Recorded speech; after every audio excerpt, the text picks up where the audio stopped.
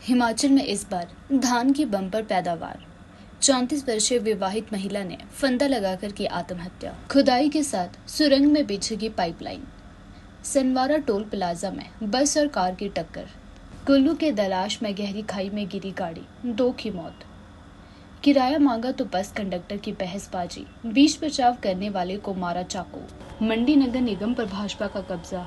4 लेन project के लिए बनाई जा रही ट्विन टनल के निर्माण में सुरक्षा प्रबंधों को लेकर भारतीय राष्ट्रीय राजमार्ग प्राधिकरण ने एडवाइजरी जारी कर दी है।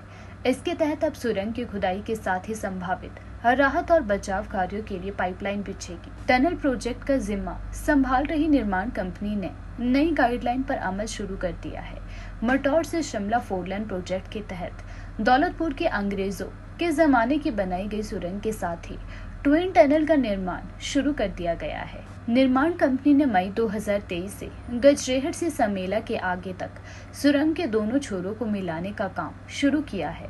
सुरंग की खुदाई प्रारंभिक चरण में है। विशेषज्ञों की निगरानी में सैकड़ों मजदूर 2 शिफ्टों में रात दिन काम में जुटे हैं।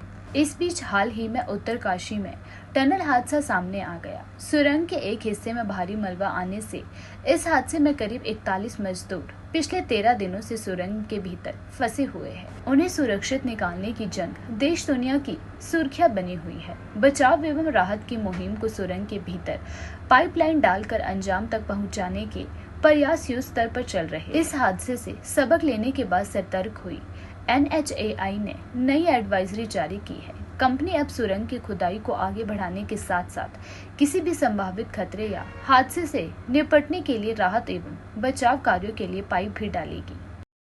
हिमाचल में इस बार धान की बम्पर पैदावार हुई है।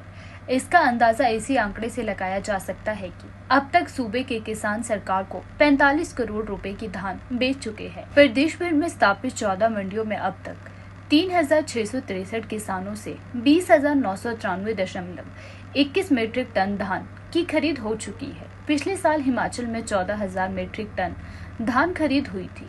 इस साल 22,000 मीट्रिक टन धान खरीद का लक्ष्य रखा गया है। जिला सिरमौर में धान खरीद का आंकड़ा निर्धारित लक्ष्य को भी पार कर चुका है। राज्य नागरिक आपूर्ति निगम ने जिले में 6,250 मीट्रिक टन खरीद का लक्ष्य रखा हुआ है।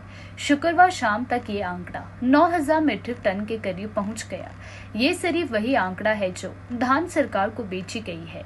बीते साल प्रदेश भर में वायरस की चपेट में आने से किसानों की फसल बर्बाद हो गई थी। लिहाजा कई किसानों को खेतों में फसल पर ट्रैक्टर चलाकर नष्ट करना पड़ा था। गत साल जिले में 2,000 मीट्रिक टन से भी कम फसल का उत्पादन हो पाया था। इस बार अच्छी बारिश और वायरस के प्रभाव से बचने के कारण फसल का रिकॉर्ड उत्पादन हुआ है। बता दें कि सूबे में पहली बार राज्य नागरिक एवं खाद्य आपूर्ति विभाग धान की खरीद कर रहा है। 3 अक्टूबर से सूबे में खरीद कार्य शुरू हुआ था।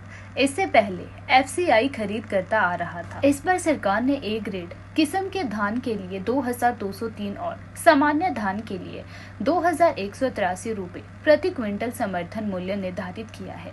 2022 में इसका समर्थन मूल्य 2,040 रुपए निर्धारित किया गया था। धर्मपुर के समीप सनवारा टोल प्लाजा से 200 मीटर दूर सुबह करीब 9:30 बजे एक बस और कार की टक्कर हो गई। परमाणु की ओर से आ रही कार बस से टकरा गई। हालांकि हादसे में कोई भी घायल नहीं हुआ है। घटना के बाद यहां जाम लगने की संभावना बन गई। NHAI की ओर से यहां पर 4 लेन को 1 वे किया गया है, क्योंकि निचली तरफ से यहां सड़क धसी हुई है, जिससे अब 20-20 मिनट बाद वाहनों को 1 वे के लिए छोड़ा जा रहा है। इससे वाहन चालक भी काफी परेशान हो रहे हैं। हालांकि मौके पर पुलिस पहुंच चुकी है और अब बस और कार को वहां से हटाया जा रहा है, जिसके बाद ही यातायात सुचारू हो पाएगा। कुल्लू जिले में हुए सड़क हादसे में 2 लोगों की मौत हो गई है, जबकि 2 गंभीर रूप से घायल है। दलाश लोहरी सड़क पर दलाश से करीब 8 किलोमीटर पीछे ओवरी नामक स्थान पर देर शाम को एक बोलेरो कैंपर HP 35 7325 गहरी खाई में जा गिरी। हादसे में 2 लोगों की मौत हो चुकी है, जबकि 2 लोगों को रामपुर अस्पताल ले जाया गया है। सभी चारों लोग दलाश पंचायत के सोईधार गांव के रहने वाले हैं, जो कि किसी काम से दलाश बाजार आए थे और शाम को बाजार से घर जा रहे थे। डीएसपी आनी चंद्रशेखर ने पुष्टि करते हुए बताया है कि मृतकों का आनी अस्पताल में पोस्टमार्टम करवाया जा रहा है। पोस्टमार्टम के बाद शव परिजनों को सौंप दिए जाएंगे। नेपाली मूल के 3 लोग बस में गंतव्य की ओर जाने के लिए चढ़े थे। इस दौरान परिचालक टिकट बनाने के लिए आया और तीनों से पैसे मांगे। इस बात को लेकर तीनों की परिचालक से बहस हो गई। हिमाचल पथ परिवहन निगम की शिमला से चंडीगढ़ जा रही बस में कंडक्टर के किराया मांगने पर हंगामा हो गया। बहस इतनी बढ़ गई कि नेपाली मूल व्यक्ति ने चाकू निकाल दिया। हालांकि यह चाकू मामला शांत करवा रही अन्य यात्री को लग गया। व्यक्ति की छाती पर चाकू लगने के बाद उसे तुरंत ईएसआई अस्पताल परमाणु ले जाया गया, जहां से व्यक्ति की हालत को देखते हुए उसे चंडीगढ़ के सेक्टर 32 अस्पताल के लिए रेफर कर दिया गया।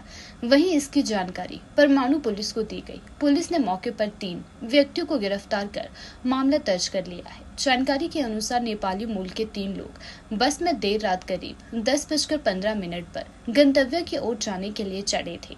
इस दौरान परिचालक टिकट बनाने के लिए आया और तीनों से पैसे मांगे। इस बात को लेकर तीनों की परिचालक से बहस हो गई। मामले की पुष्टि अतिरिक्त पुलिस अधीक्षक सोलन योगेश रॉल्टा ने की है कि ज्वालामुखी में अल्मोड़ा में एक 34 वर्षीय विवाहित महिला ने फंदा लगाकर अपनी जीवन लीला समाप्त कर ली है। पुलिस ने मामला दर्ज कर जांच शुरू कर दी है। बता दें कि महिला का पति निजी बस चालक है। वह अपने पीछे बेटी और बेटा छोड़ गई है। जानकारी के मुताबिक महिला ने अपने कच्चे मकान में दुपट्टे से फंदा लगाकर यह खौफनाक कदम उठाया और आत्महत्या कर ली। सूचना मिलते ही पुलिस की टीम मौके पर पहुंची और शव को कब्जे में लेकर पोस्टमार्टम के लिए सिविल अस्पताल देहरा भिजवाया। साथ ही मामला दर्ज कर आगामी कार्यवाही शुरू कर दी है। डीएसपी ज्वालामुखी विकास धीमान ने मामले की पुष्टि की है। उन्होंने बताया कि घटनास्थल पर किसी प्रकार का सुसाइड नोट नहीं मिला है। पुलिस द्वारा मामले की जांच की जा रही है। हालांकि अभी तक आत्महत्या के कारणों का पता नहीं चल सका है। करीब 43 दिनों के बाद नगर निगम मंडी को मेयर और डिप्टी मेयर मिल गए हैं। निवर्तमान डिप्टी मेयर वीरेंद्र भट्ट को मेयर की कुर्सी मिली है, तो माधुरी कपूर को डिप्टी मेयर चुना गया है। भाजपा के लंबे मंथन के बाद यह दोनों पद सुशोभित हुए हैं। हालांकि इन पदों को भरने के लिए भाजपा पार्षदों और भाजपा के नेताओं में लंबा मंथन हुआ। पूर्व मुख्यमंत्री जयराम ठाकुर स्वयं इनमें शामिल रहे।